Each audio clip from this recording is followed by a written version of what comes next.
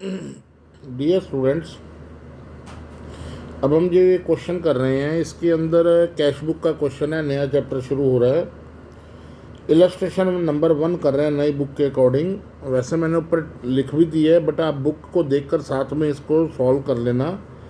Cash book का सबसे पहले आपको परफॉर्मा याद रखना है। और कैश बुक का रूल क्या होता है, कैश अकाउंट का रूल क्या होता है। कैश अकाउंट रूल होता है कि जो आएगा कैश डेबिट होगा और जो जाएगा क्रेडिट होगा। इस हिसाब से परफॉर्मा बना दिया। डेट रिसिप्ट्स, रिसिप्ट्स का मतलब प्राप्तियां, जो भी आएगा। रिसिप्ट्स का मतलब जो भी आएगा इधर आएगा और जो भी जाएगा वो इधर जाएगा। फिर अगला वाउचर नंबर का कॉलम है। इसमें नॉर्मली कुछ नहीं आता। एलएफ का कॉलम है, इसमें कुछ नहीं आता। प्रैक्टिकल लाइफ में जब हम करते हैं तब आता है। फिर यहाँ अमाउंट का कॉलम है, फिर डेट का है, पेमेंट का है, वाउचर नंबर का, एलएफ का है, अमाउंट का है। पहले ट्रांजैक्शन है मार्च 2020 में, मार्च 1 क्या transaction I, commenced business with cash, मतलब कि 20,000 रुपीज़ लगाकर बिजनेस शुरू किया। पैसा आया तो सिंपल सी बात है कि इस तरफ आएगा। रिसिप्ट में किस नाम से आया, टू कैपिटल, कितना 20,000।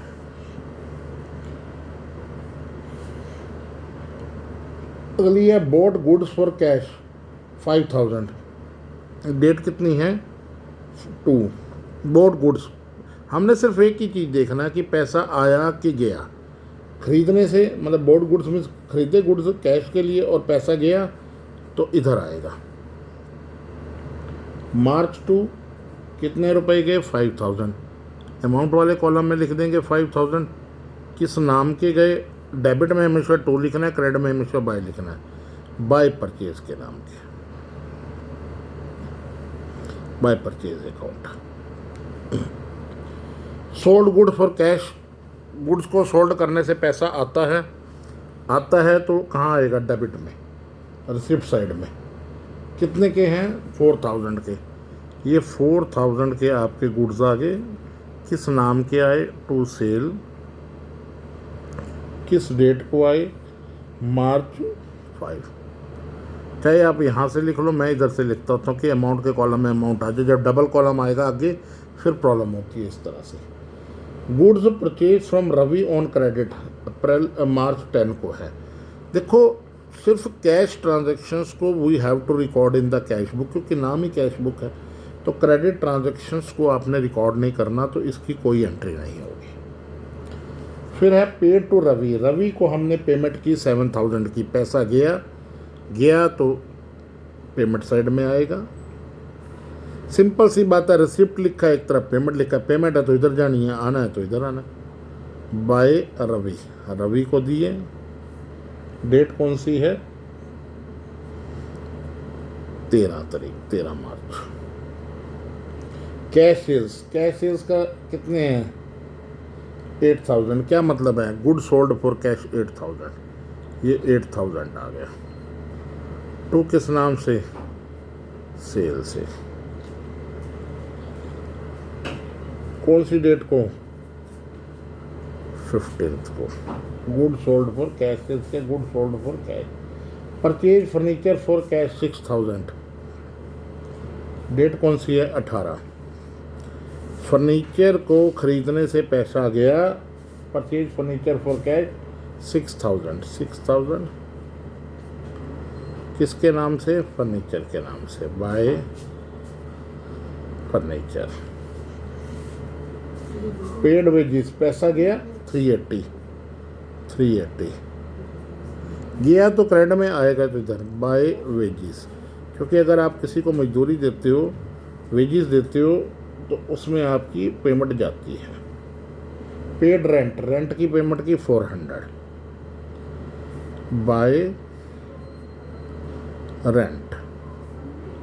डेट कौन सी है, 24, paid rent. Received commission 600 received commission, आया पैसा। टू कमीशन के नाम का डेट कौन सी है 26। Withdrew for personal use, personal use के लिए पैसा निकाला, तो बिजनेस में से तो पैसा गया ना। कौन सी डेट 28। किस नाम का, बाय ड्राइंग के नाम का, क्योंकि पर्सनल यूज़ का पैसा क्या कहलाता है, ड्राइंग 1000। उसके बाद पेड सैलरी, सैलरी की पेमेंट की पैसा गया, किस नाम से गया, बाय सैलरी के नाम से। किस डेट को 31 को 900।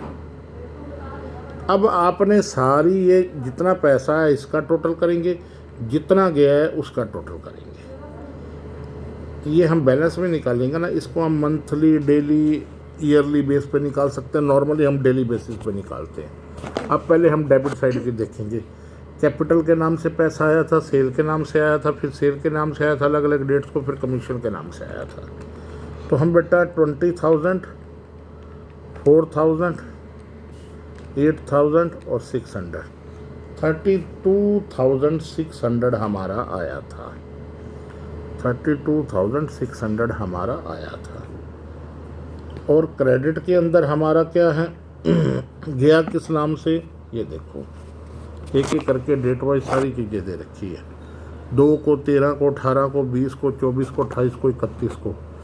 तो पहले परचेज़ के नाम पे गया, फिर रवि को दिया, फिर ये सारी चीज़ें हैं, इनको टोटल कर लो कितना है।